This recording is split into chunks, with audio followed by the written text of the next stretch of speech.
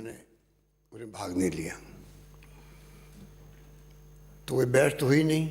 जो हमारे साथी है उन्होंने अपनी बात रखी है, तो बहस हुई नहीं तो मैं क्या जवाब दूं और किसको जवाब दूं? कोई है ही नहीं यहाँ पे, तो गायब है।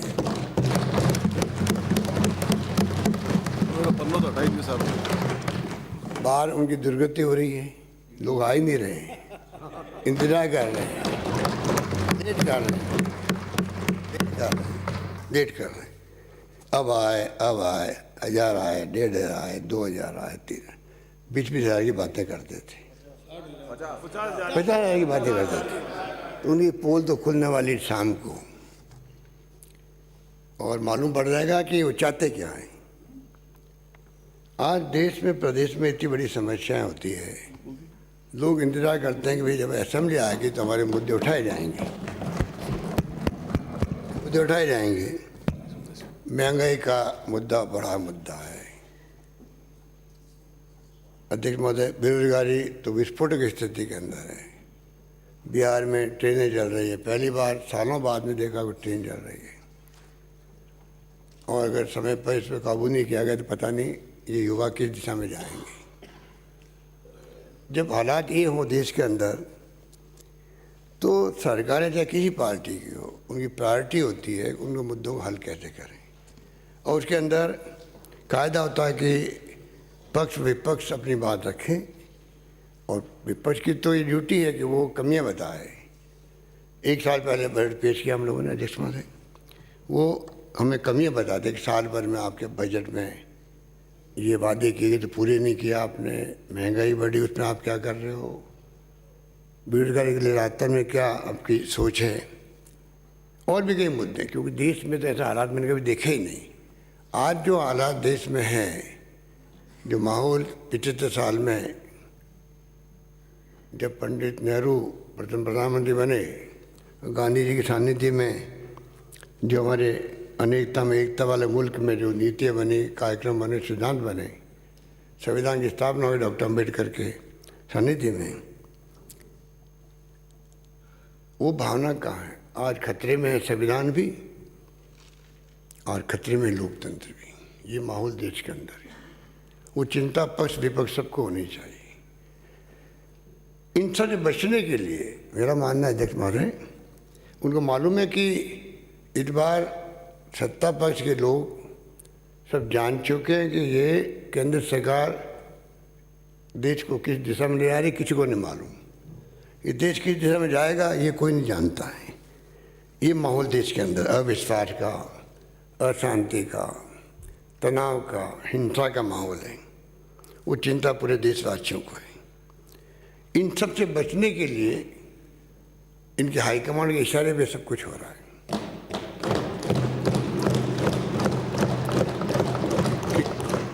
3 साल में इन्होंने एंटी इंकमेंसी पैदा नहीं कर पाए सरकार के खिलाफ में। इनको इस बात की तकलीफ है कि आज आम जनता में सरकार विरोधी लहर, या कह दीजिए लोगों की भावना पैदा हो जाती है 2-2.5 साल के बाद में। इस बार इनके लोग भी प्राइवेटली कहते हैं कि इस बार एंटी इंकमेंसी नहीं है। जब नहीं है तो ये क्या बात बोले। और दिल्ली से ऊपर से हुक्म कि आप 3 साल में ऐसा निकम्मापन दिखाया आपने, आप कोई सरकार विरोधी लहर पैदा क्यों नहीं कर पाए। इसलिए उन्होंने अध्यक्ष महोदय इन सबको कह रखा है, इश्यू है या नहीं है, नॉन इश्यू को इश्यू बनाओ, नॉन इश्यू को इश्यू बनाओ, और किसी ढंग से जनता की निगाह में सरकार को बदनाम करो। और झूठे बदनाम करने में तो ये लोग माहिर हैं, इनकी पार्टी माहिर है, इनके नेता माहिर है। मार्केटिंग करना है, काम कुछ करो या नहीं करो, मार्केटिंग इतनी शानदार करेंगे कि गुजरात मॉडल दिखने लग जाएगा देश को। सबको मालूम है कि क्या क्या नहीं किया, कैसी सत्ता में आ गए। ये स्थिति में हम चल रहे हैं। तो माननीय अध्यक्ष महोदय की स्थिति बड़ी विकट है। अब जो मुद्दे उठा रहे हैं, मुझे उस पर बहुत ही हंसी आती है कि अभी बात करते हैं रीट की परीक्षा को लेकर के। अब मैं अध्यक्ष महोदय आपको कहना चाहूँगा कि जिस रूप में इनकी मंशा है कि रीट की परीक्षा सीबीआई से देने का कोई मतलब नहीं है। इनका मतलब है साल भर तक की जांच पूरी नहीं हो और ये जो बच्चों के एग्जाम नौकरी लगनी है, जो लगने वाली थी अभी, वो साल भर टल जाए और सरकार को बदनाम करेगा, आप नौकरी नहीं दे पा रहे हो। ये इनकी मंशा है, षड्यंत्र ही इनका है अध्यक्ष महोदय। क्योंकि ये मेरे पास आंकड़े हैं। एक तो अभी 5-7 दिन पहले 9 फरवरी को लोकसभा के अंदर हमारे माननीय सांसद ने, नागौर सांसद ने पूछा सवाल कि कितने केसेस सीबीआई के राजस्थान से पिछले 10 साल में दिए गए। हमारे बहनीबाज ने पूछा सवाल, जवाब दिया गया कि 10 साल में 37 केस मिले, सिर्फ 2 में इन्वेस्टिगेशन हुआ, 7 क्लोजर हो गए और 27 ट्रायल के स्टेज पर है और एक दोष मुक्त हो गया। हाँ बताओ अध्यक्ष महोदय, अभी हमने केस दे रखा है पाली में मनोहर राजपुर गुमशुदगी का, जोधपुर के लवली कंडारा एनकाउंटर का, अलवर की मंडित बालिका का, कोई उस पर कोई जवाब भी अभी तक नहीं आया और इन पर कार्रवाई शुरू नहीं हो रही है। हम बच्चों की चाहते हैं कि समयबद्ध कार्यक्रम जल्दी घोषित करके अगले 10 दिन में हम चाहेंगे कि अगले 4-6 महीने में नौकरी लगनी शुरू हो जाए।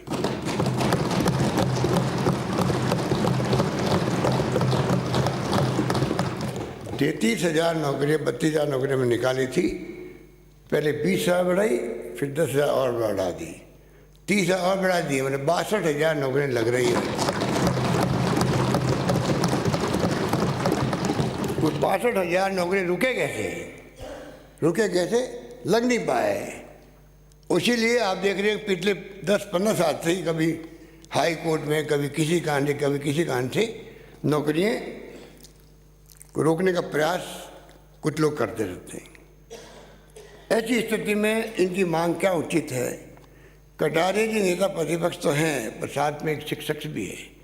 उन्होंने खुद ने कहा, मैं भी परसों उनका स्पीच सुन रहा था घर से, कि मैं शिक्षक हूँ और मुझे मालूम है कि सीबीआई में बहुत वक्त लगता है, मुझे मालूम है। ऐसे जो ये अच्छा काम कर रही है, अरे भाई अच्छा काम कर रही तो फिर आप समझो अपना हाईकमांड को कि आप मुद्दा गलत पकड़वा रहे हो हम लोगों को।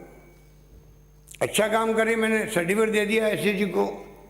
मैंने खुद ने देखा जब पहला स्टेटमेंट उनका आया था, जैसे वो जयपुर आए ऊपर दबाव पड़ा तो आगे पलट गए।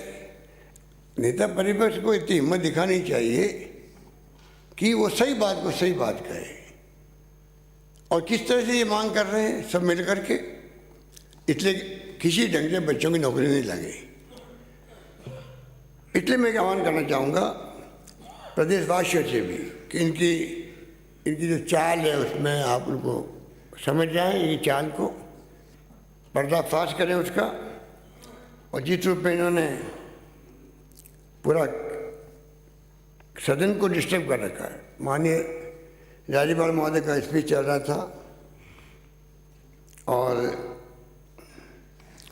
आपने उनको इशारा भी किया राज्यपाल महोदय को, उन्होंने आपकी बात को तवज्जो दे करके इनसे रिक्वेस्ट करी, उसके बाद इन्होंने परवाह नहीं करी उसकी। क्योंकि इनको तो जो इनका एजेंडा है उसको इनको आगे बढ़ाना है, कैसे सरकार को बदनाम करो, झूठा बदनाम करो। इसलिए मैं कहना चाहूँगा माननीय अध्यक्ष महोदय, सीबीआई को ट्रायल दिला के ये 1 साल बर्बाद करना चाहते हैं कम से कम, और पता नहीं 1 साल में वो किस स्टेज पे केस को लाएंगे। इसलिए माननीय अध्यक्ष महोदय बहुत शानदार काम किया एसओ जी ने, मैं उनकी धन्यवाद देना चाहूँगा। जिस दिन से इत्तला मिली, ये पहला केस है देश के अंदर। आप देखिए कितनी जगह पर ये आपके केसेज जो है देश के अंदर, तो दूसरे राज्यों में भी परीक्षाएं जो है, गुजरात में कितनी परीक्षाएं जो पेपर लीक हुए हैं।